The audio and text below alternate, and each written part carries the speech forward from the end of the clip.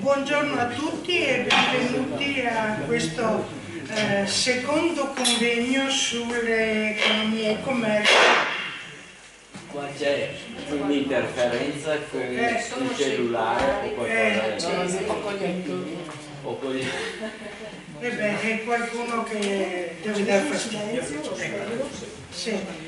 Comunque io vi ringrazio a tutti di essere venuti, spero che gli argomenti che tratteremo vi interesseranno, anche perché diciamo, a mio giudizio sono tutti argomenti molto interessanti e naturalmente il Circolo ha sempre voluto presentare studi sul territorio di una certa, diciamo, importanza.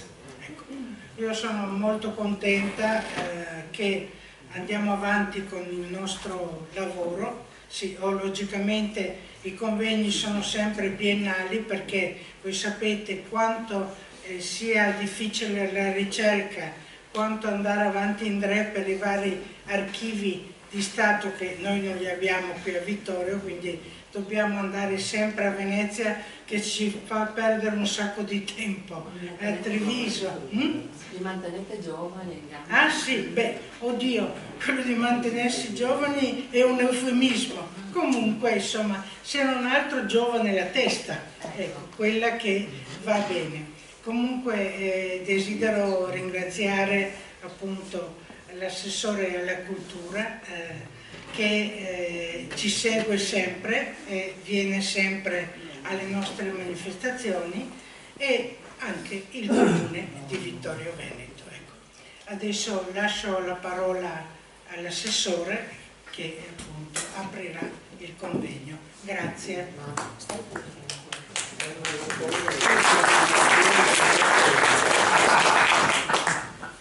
Vedi Antonella? Sì, sentite, no. Devi premere sotto e tenere premuto un attimo. Così? Sì. Sì, anche perché ho una... Togliere il dito. Quando funziona puoi togliere il dito. Però ecco, tolgo. Allora, io invece ringrazio voi che sempre così gentilmente mi chiamate a inaugurare i vostri convegni. Per me è un piacere essere qui, perché apprezzo molto il lavoro che il Circolo di Ricerche Storiche fa di rivalutazione e di portare alla luce quelli che sono gli aspetti fondamentali della nostra storia locale. E tra l'altro in un convegno come quello di oggi a maggior ragione viene dimostrato, perché il numero di relatori, la qualità degli interventi, ma anche la possibilità di passare nell'arco di un giorno di conferenze dal XIII al XX secolo con un tema così importante come economia, commerci nelle Prealpi, insomma è l'evidenza di quello che è un lavoro importante che da sempre il Circolo fa. Io il Circolo l'ho conosciuto tramite la mia amica Patrizia Mozz qualche tempo fa, poi ho continuato a seguire da lontano, sempre comunque guardando quanto voi producete, quindi maggiormente mi fa piacere oggi in qualità di assessore di essere qui ad aprire i lavori, perché sono convinta che questo tipo di attività, quella che il Circolo di Ricerche Storiche fa, sia un'attività fondamentale, come diceva la vostra Presidente.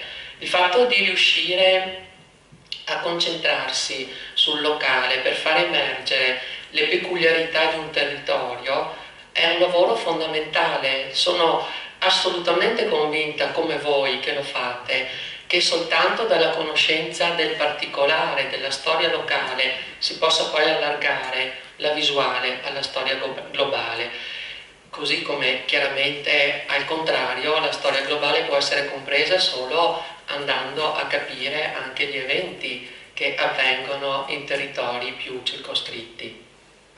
Quindi avete un grande merito e devo dire che io credo che la storia locale dovrebbe essere anche, lo dico da insegnante, insegnata nelle scuole, perché in questo modo potrebbe far comprendere agli studenti e poi ai giovani ricercatori di quanto sia importante capire quelle che sono le radici storiche, culturali che appartengono ad ognuno di noi, perché soltanto in questo modo ci si può poi mettere in relazione con la storia, diciamo, più generale, ma soprattutto perché credo che questo sia l'unico modo, e devo dire che il progetto Alternanza Scuola-Lavoro da questo punto di vista è riuscito a creare un contatto con il territorio per quanto riguarda la scuola e la storia del locale, ma dicevo, credo che questo sia l'unico modo per poter anche superare la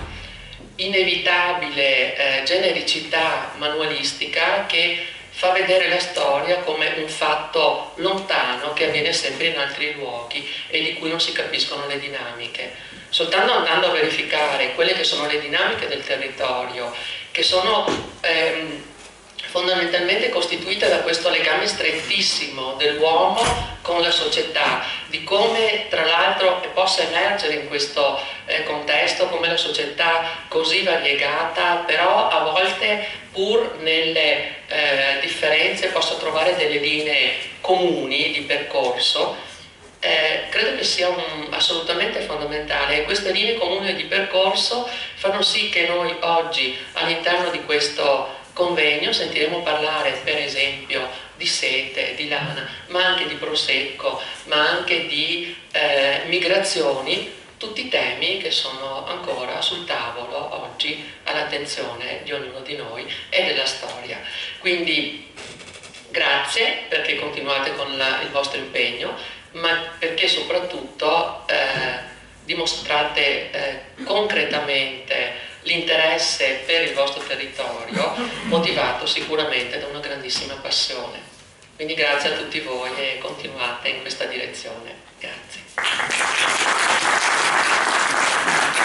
Grazie all'assessore, e naturalmente mi viene una considerazione da fare. Non ditemi cattiva, ma dico, invece di riproporre ai ragazzi ogni volta gli egiziani, gli assiri babilonesi, sarebbe anche il caso di fargli studiare la storia della propria città e del proprio territorio. Ecco, questo sarebbe una cosa ben fatta. Non ne convenite? Sì. Grazie.